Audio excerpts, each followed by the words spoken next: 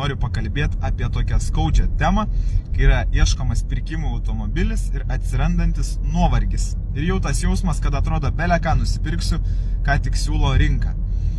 Nereikia taip daryti, tai yra labai didelė klaida skubėti pirkti variantą. Būtent toks dalykas atsitiko mano klientui.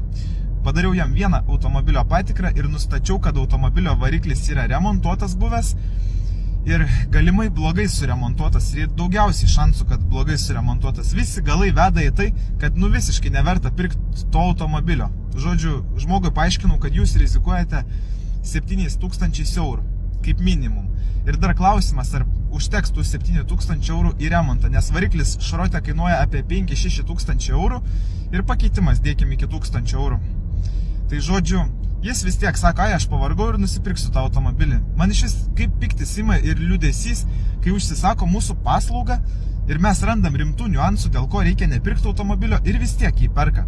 Nepaisant to, kad netgi kainos nerodo pilnos, 10,000 eurų rodo mažesnė, kas dar vienas įrodymas, kad buvo automobilis parduotas su kažkokiu rimtu defektu. Nes be rimto defekto niekas nepardavinėja pigiai automobilių. Tai žodžiu, patarimas toks jums, nuoširdus. Neskubėkit niekad pirkti automobilio. Nuodugniai viską pasitikrinkit ir įvertinkit. Bet jeigu yra geras variantas ir nemiegokit, nes gerų variantų ieškančių yra labai daug žmonių. Taigi, būkit budrus ir atidus ir susirasit tikrai gerą automobilį.